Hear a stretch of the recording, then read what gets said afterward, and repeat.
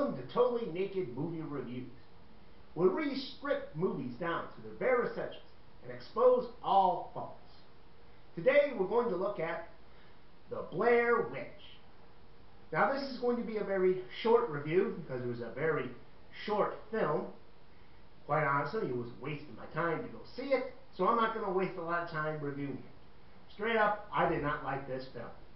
So, plot synopsis. Basically, this is the sequel to Blair Witch that erases the other sequel, Blair Witch 2, Book of Shadows.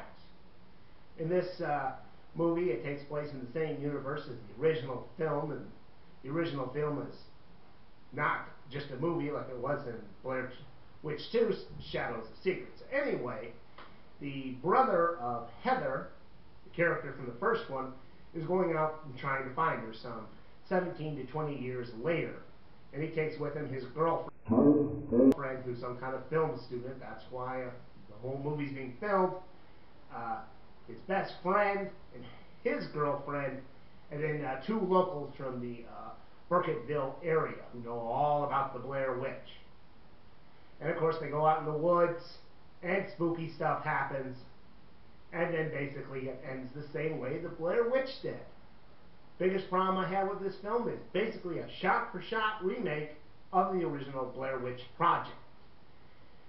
You have the opening sequence where they're going over all their equipment and they're explaining why they're going out in the woods. You have a shot of them at the hotel. You have one where they're leaving their cars and they decide they need to film that for some reason. And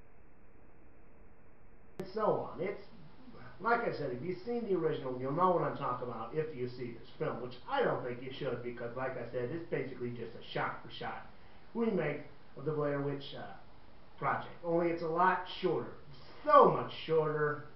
They cut out all the tension that was building up throughout the original one.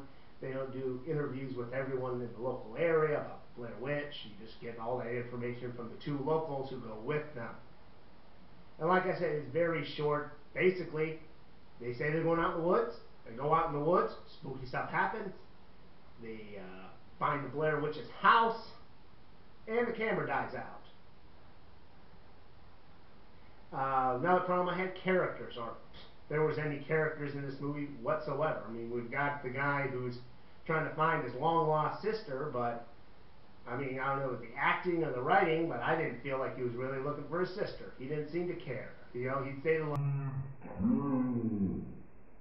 the line, "Oh, I always wondered what happened to her. I figured I'd find out." Stuff like that, and it's like no motivation behind it. It's like, okay, he's the brother.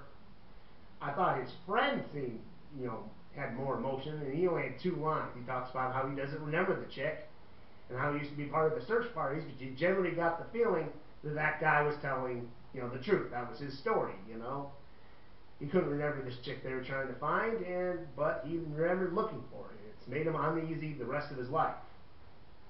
And like I said, all the characters, I don't even know they're one-dimensional. They're just people in the film. There's nothing there. There's nothing to root for. I mean, I think one of the keys to making a good horror film is have characters people care about.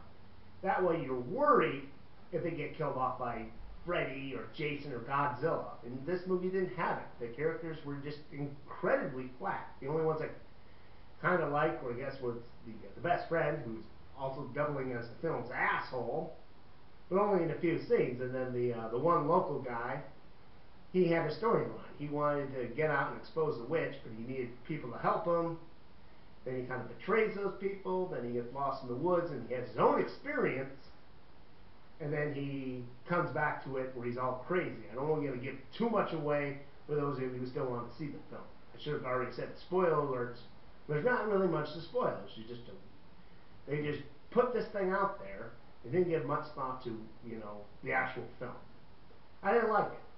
Just like I said, I think the worst thing, it was a found footage film again. Now I get that the original was a found footage film, but why did this one have to be a found footage film?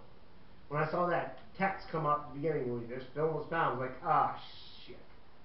Yeah, I didn't go into this knowing it was going to be a found footage film, but once I found out, and of of course it relies on some of the stupidest scares. You know, the shaky camera, the jump scares. You know, and then they have these things where they're editing it out, like film-wise, and it's beep, beep, not scary. So like I said, I didn't like this film. I wasn't engaged in the story or the characters. Not a lot of scary stuff.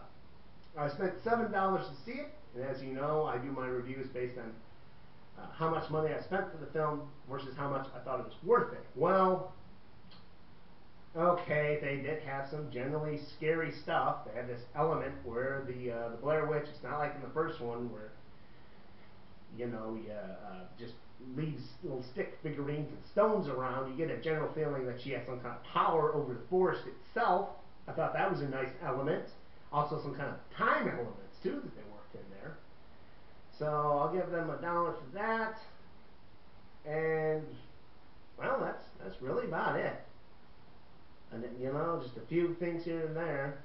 Generally scary stuff. But only $1 out of $7. And that's what I give as a review.